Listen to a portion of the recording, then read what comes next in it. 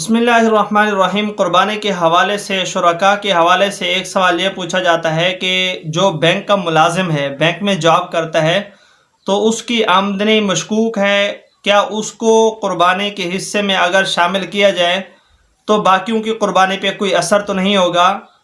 دیکھیں، یہ سمجھ لینا ضروری ہے کہ ہر بینک کی نوکری حرام نہیں ہے، قطعاً حرام نہیں ہے۔ ایسا نہیں ہے کہ جو بھی بینک کی جاب کر رہے ہیں وہ چاہے کسی بھی عہدے والا ہو وہ حرام کما رہا ہے، نہیں، ایسا بالکل نہیں ہے۔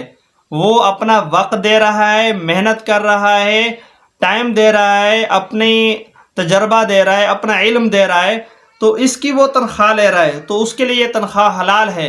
البتہ جو حرام طریقے سے اگر اس میں کوئی آمیزش ہے اس کی، وہ الگ بات ہے، تو اس کی آمدنی کو دیکھا جائے گا۔ لیکن ویسے مطلقاً جو سوال کیا جاتا ہے کہ مطلقاً بینک میں جاب کرنے والے کو قربانی کے اندر شریک کرنے سے باقیوں کی قربانی پہ کوئی اثر ہوتا ہے یا نہیں، ایسا نہیں ہوتا، کوئی اثر نہیں ہوتا۔ بینک میں جاب کر رہا ہے، اس کو قربانی میں شریک کر سکتے ہیں، کوئی حرج نہیں ہے۔ البتہ یہ ہے جس کے بارے میں صراحت ہو، وضاحت ہو کہ وہ رشوت کے پیسے لیتا ہے، رشوت کے پیسوں سے ہی قربانی کے اندر اس نے اپنا حصہ ڈالا ہے، یا یہ ہے کہ وہ سود کے کاروبار کرتا ہے۔ دیکھیں، ایک ہے سود پر قرضہ لینا، جیسے ایک بندے نے سود پر قرضہ لیا، بینک سے قرضہ لیا، پھر اس نے اس کو واپس کرنا ہے ڈبل کر کے، ٹھیک ہے؟ تو اب جو قرضہ اس نے لیا ہے، یہ قرضہ اگرچہ غلط طریقے سے اس نے لیا ہے لیکن یہ حلال ہے، حرام نہیں ہے، یہ سمجھ لینا بہت ضروری ہے۔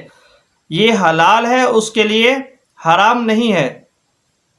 جو سودی رقم بینک کو دے گا، یعنی اضافے کے ساتھ جو دے گا، وہ سود ہوگا۔ یہ تو اس نے بینک سے قرضہ لیا ہے، تو اس رقم سے قربانی کے اندر شریک ہوتا ہے، تو اس کے لیے یہ جائز ہے، یہ سمجھ لینا بہت ضروری ہے۔ اگر کسی سے اس نے سودی رقم لی ہے یا اس نے رشوت لی ہے تو وہ اس کے لیے حلال نہیں ہے، وہ اس کی حرام رقم ہے۔ اس کے ساتھ اگر قربانی کے حصے میں شریک ہو رہا ہے تو یہ اس کے لیے ٹھیک نہیں ہے۔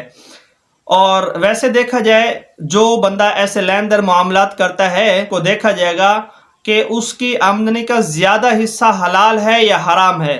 اگر دوسرے بھی اس کے کاروبار ہیں، حلال طریقے سے بھی اس کی آمدنی ہے، اور اس رشوت اور یہ حرام طرف سے جو آتی ہے یہ بھی پیسہ ہے اس کے پاس، تو دیکھا جائے گا کہ اگر حلال پیسہ اس کے پاس زیادہ ہے تو حکم وہی لاگو ہوگا کہ اس کے پاس حلال پیسہ ہے تو قربانی کا حصہ اس کا رکھنا، اس کا شریک کرنا سب ٹھیک ہوگا۔ اگر حرام کا پیسہ زیادہ ہے تو پھر جو ہے نا وہ اس کو شریک کرنا درست نہیں ہوگا، دوسروں کی بھی قربانی پہ اثر پڑے گا، پھر اس کو شریک نہ کیا جائے۔